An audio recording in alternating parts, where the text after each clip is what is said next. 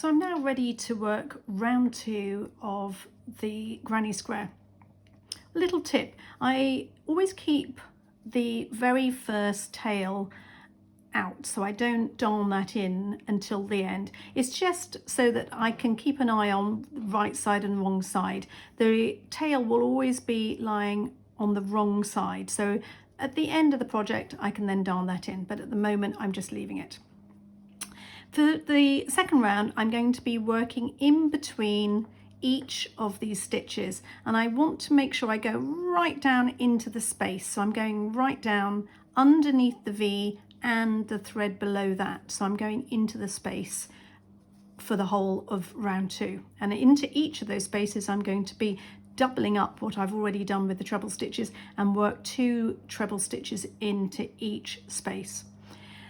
But to begin with, I want to show you a new technique, which you might have not tried, of starting by using a standing treble join. Normally you might join with a slip stitch and then work 2 chain, depending on what stitch you're following in that with, and then work your stitches around. But for this one, we're going to use a standing treble stitch, which means you don't have to do a slip stitch or a chain to start, and you begin straight away with a treble stitch. So to start with, we have to just wrap the yarn. So I've got the tail hanging down, wrap the yarn around the hook, and I'm going to do this 3 times because I'm about to do a treble stitch. So it's 1, 2, 3. I then have to hold that with my right hand and pick up my round.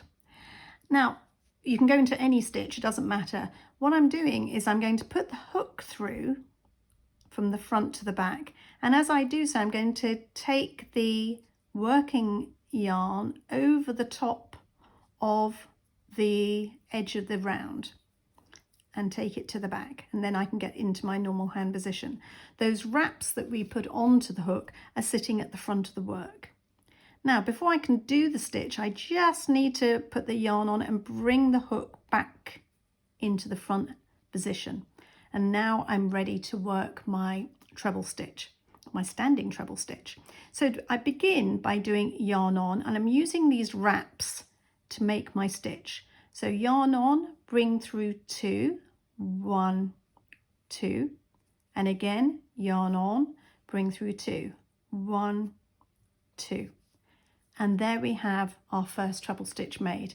I've still got 1 wrap sitting here, and I'm going to hold on to that for a moment before I've done the next one and just wait.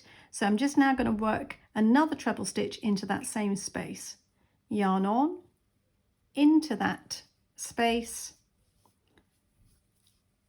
yarn on through 2, yarn on through 2. At this point, I can now let go of that last thread. So you can now see I've started this round using 2 treble stitches straight away.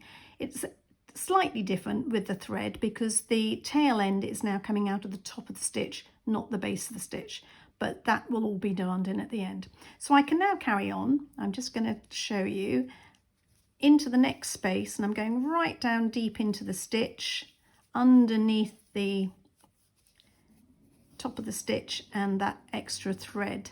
So it's really, there's no thread at all underneath it, and I'm just going to work my 2 trebles into each of these spaces.